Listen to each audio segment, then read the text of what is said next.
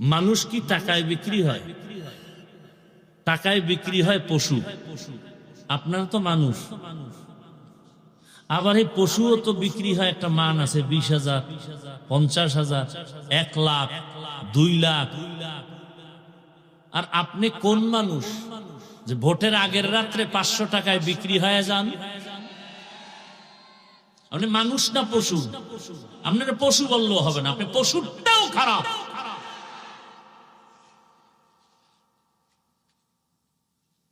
আশরাফুল মখলুক টাকায় বিক্রি হয়ে যান আপনি, বাহাদুরি করেন। মানুষ তো কখনো টাকায় বিক্রি হতে পারে না, টাকায় বিক্রি হয় পশু।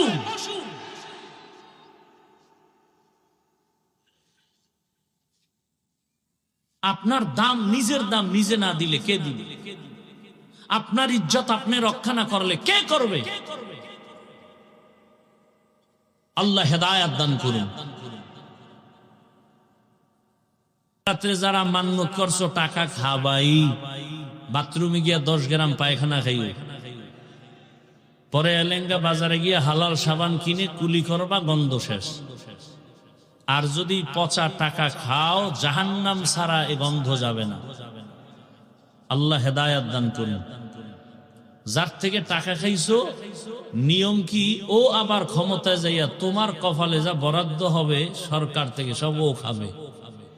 তুমি অর্ডার খাইছো, বাড়ি বেচছে টাকা দিছে, জমিন বিক্রি করে টাকা দিছে, নাইলে ভোট দিবা না, এই ধান্দাবাজি করছো। তো এখন কয় আমার ব্যস্তে ব্যস্তে আর নাই, উপায় কি? কয় তুই আবার যখন ক্ষমতায় ববি না আঙ্গুলি খাইস। তো নিয়ম তো চলতেছে, সমস্যা কি? এই সব বয়ান দিয়া না, এই সব কিছু বন্ধের একমাত্র ঠিকানার নাম ইসলাম। ইসলাম যতদিন পর্যন্ত জমিনে কায়েম হবে না, আল্লাহর জাতের কসম, ততদিন পর্যন্ত জমিনে চাপাবাজদের আওয়াজ হবে, শান্তি কপালে আসবে না। সম্ভব না, কোনদিন সম্ভব না। খোদার কসম, আমি মানুষের বাচ্চা, আমি মুসলমান, আল্লাহকে সাক্ষী রেখে বলছি, কোনদিন সম্ভব না। ইসলাম ছাড়া শান্তি আসবে সম্ভবই না। ইসলাম কি বলে? দুজন এক জায়গায় হলে সালাম দাও। সালাম মানে কি? শান্তি শুরু। আসসালামু আলাইকুম, তোমার উপরে শান্তি বর্ষণ হোক। সেও আবার বলে ওয়ালাইকুম আসসালাম, তোমার উপরেও শান্তি বর্ষণ হোক। এর নাম ইসলাম। ইসলাম বলে বড়রা ছোটদেরকে মায়ার নজরে দেখো। মাল্লাম ইয়ারহাম সগীরানা ওয়ালাম ইউক্কির কাবীরানা ফালাইসা মিন্না। ও ছোটরা, বড়দেরকে সম্মানের নজরে দেখো। আল্লাহর জাতের কসম, আমার দেশের সব বড়রা যদি ছোটদেরকে মায়ার নজরে দেখে, কোনদিন বড়রা জুলুম করবে না। আর সব ছোটরা বড়দেরকে যদি সম্মান দিতে জানে, কোনদিন বড়দের সাথে ছোটরা বেয়াদবিমূলক আচরণ করবে না। এটা ইসলাম থাকলে সম্ভব, ইসলাম না থাকলে সম্ভব না। ইসলাম বলে কর্মচারী কাজ করবে, ঘাম ঝরার আগে বেতন দিয়া দাও। তুমি যদি ঘাম ঝরার আগে কাজের লোকের বেতন দাও, সে কোনোদিন কাজে ফাঁকি দিবে না। আর যদি বেতন মেরে খাও, কাজ বাদ দিয়া মোবাইল চালাবে। দীনিয়াল ইসলাম দীনু মাওকাহু আরজু কুফরা নানু আফওয়ান ইনদাহু মুকতাদায়া নবিয়ুন ওয়া সাহবুহু নুজুমুন লিল হিদায়া ফি জামাহু। আল্লাহ তাআলা বলেন, ওয়ামা খালাকতুল জিন্না ওয়াল ইনসা ইল্লা লিয়াবুদুন। আমি জিন ও মানুষ সৃষ্টি করি নাই, হ্যাঁ করেছি একমাত্র আমার ইবাদতের জন্য। নবীজি বলেন, লা তাআতা লিমাখলুকিন ফি মাসিয়াতিল খালিক। আল্লাহকে অসন্তুষ্ট করে ভিন্ন কারো হুকুম মানা হারাম।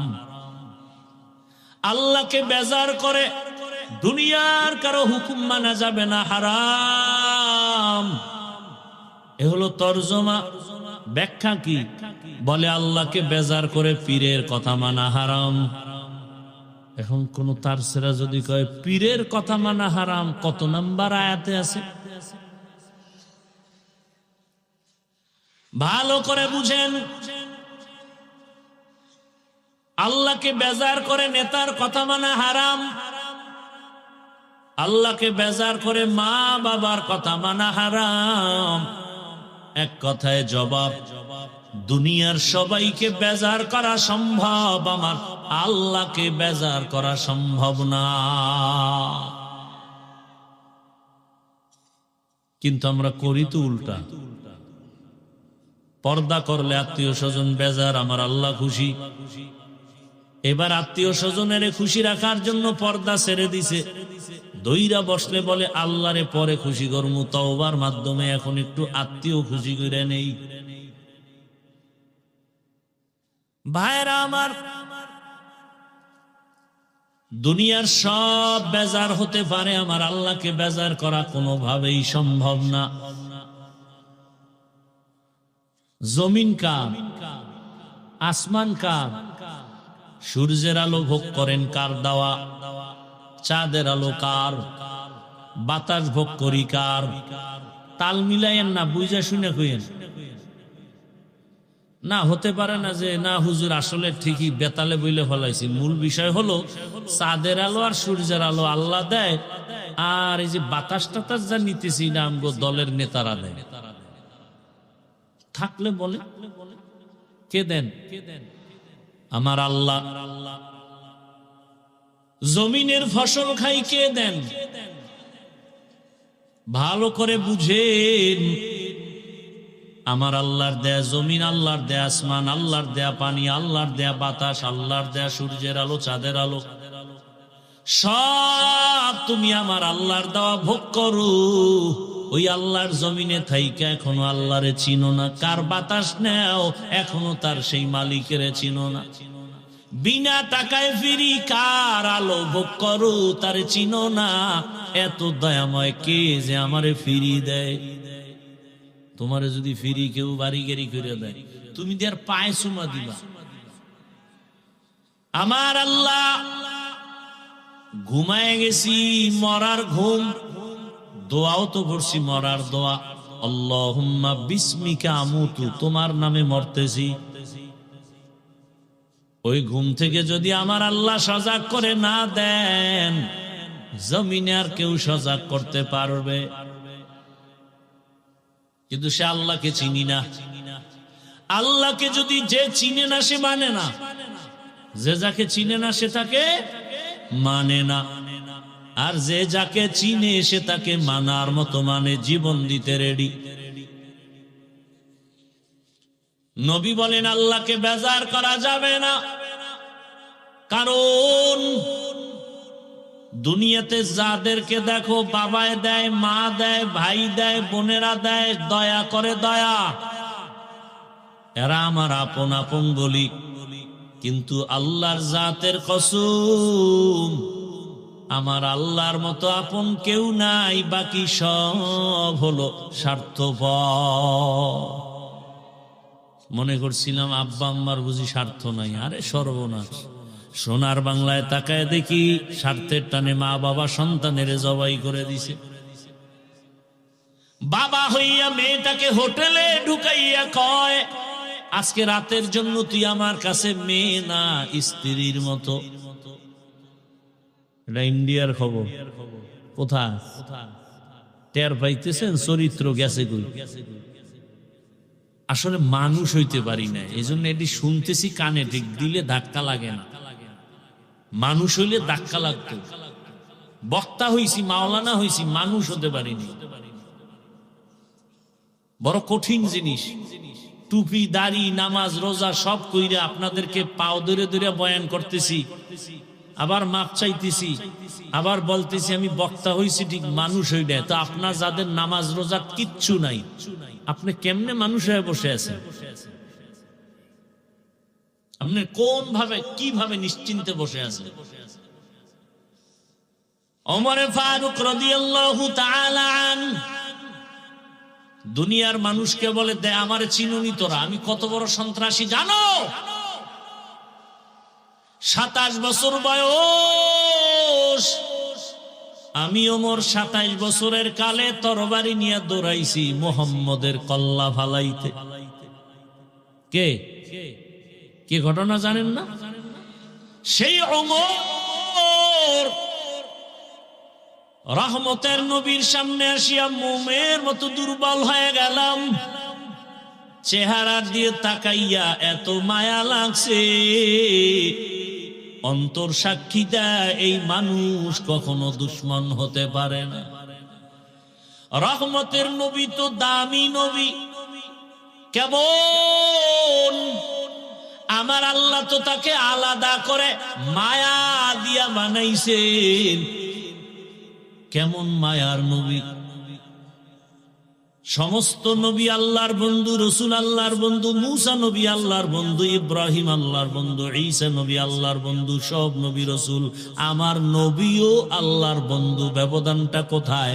সব নবী রসুল আমার আল্লাহ তাআলার আশিক, আর আমার আল্লাহ নিজে হলেন মুহাম্মদের আশিক। ব্যবধান আছে না নাই? ইমামুল আউয়ালিনাল আখিরিন বহর সাদকা রাহমাতাল লিল আলামিন সাইয়্যিদুল কাউনাইন খাতমুল মুরসালিন আখির আমদ বুদ ফখরুল আউয়ালিন। ওগো নবীর উম্মতেরা,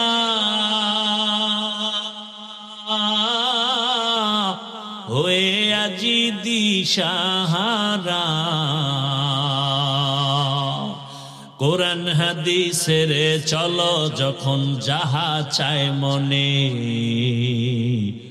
নবী বিনে কে তরাবে পুলসিরাত মিজানে, নবী বিনে কে তরাবে পুলসিরাত মিজানে।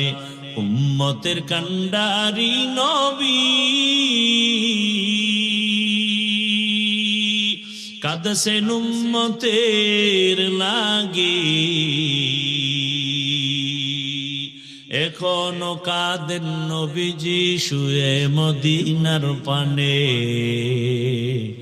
নবী বিনে কে তরাবে পুলসিরাত মিজানে, নবী বিনে কে তরাবে পুলসিরাত মিজানে। খারাপ লাগে আপনাদের? ঘুমের টান আছে? আমার তো জানা মতে বাঙালি রাতে মোবাইলের হক আদায় করে, কেউ ঘুমায় না। আমি ঘুমাই না, তো আপনি কেমনে ঘুমাইবেন? ইমাম সাহেব ঘুমায় না, আপনি কেমনে ঘুমাইবেন? আমরা হুজুরেরা যদি সারা রাত অনলাইনে থাকি, তো আপনাদের উপায় কি? আল্লাহ হেদায়াত দান করুন।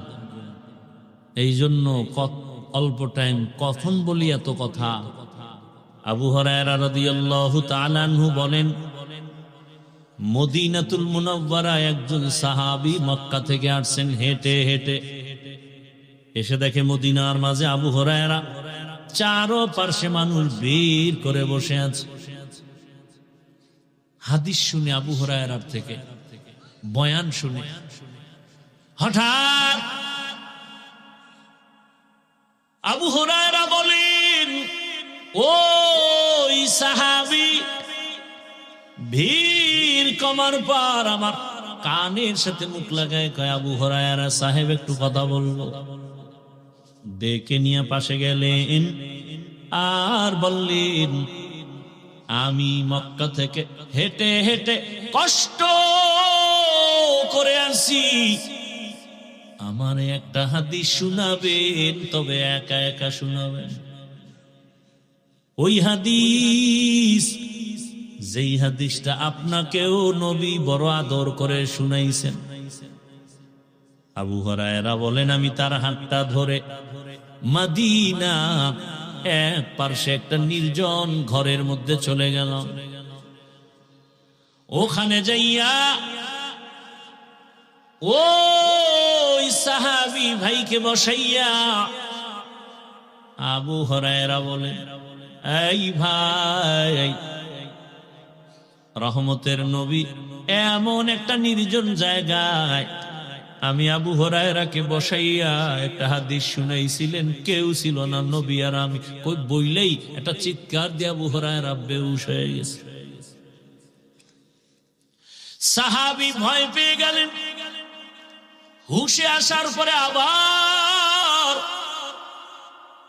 সাহাবী আবু হুরায়রা বলেন, রহমতের নবী আমাকে এইভাবে নির্জনে বসাইয়া, নবী আর আমি ছাড়া কেউ নাই, একটা হাদিস শুনাইছেন, ওই হাদিসটা তোমার আজ শোনাবো। কয় আবার বেহুশ। আবু হুরায়রা চোখের পানি ছেড়ে কান্না করে বেহুশা আবার হুশে আসলেন। আবার বলে, রহমতের নবী যেই হাদিসটা আমি আবু হুরায়রাকে একা শুনাইছি, ওই হাদিস আমি আজ আপনাকে শোনাবো। এ কথা বলে আবার বেহুশ, তিনবার বেহুশ হয়েছে হাদিসটা শোনানোর সময়। এইবার চতুর্থবার কান্না করে আর বলেন, রহমতের নবী হাদিস বলছেন, কিয়ামতের দিন যেদিন কায়েম হয়ে যাবে, সব মানুষ উলঙ্গ দাঁড়াবে, নারীরাও উলঙ্গ, পুরুষেরাও উলঙ্গ দাঁড়াবে। এ পুরা জমিন হবে কিয়ামতের মাঠ। মুসলমানের প্রথম কিবলা বাইতুল মাকদিস, সিরিয়ার জমিন হবে আল্লাহর বিচারালয়, স্টেজ আদালত। কোন বর্ণনায় আছে বাইতুল্লাহর পার্শ্বে আরাফার ময়দান হবে বিচারালয়, আদালত। তবে বিশুদ্ধ বর্ণনাই হলো সিরিয়ার জমিন হবে আদালত। ওই দিন রহমতের নবী বলেন, সবার আগে তিনজন ব্যক্তি জাহান্নামে যাবে, এর আগে কেউ জাহান্নামে যাবে না। তিনজন ব্যক্তি, কেমন তিনজন? দুনিয়ার সব বিবেকওয়ালারা বলে এই তিনজন বিনা হিসাবে জান্নাতে যাবে। মানুষের বিবেক বলে তিনজন লোক কোথায় যাবে, কিন্তু হাকিকতে যাবে কই? জাহান্নাম। আবু হুরায়রা কান্না করে বলে, ভাই ওই তিনজনের ভেতরে প্রথম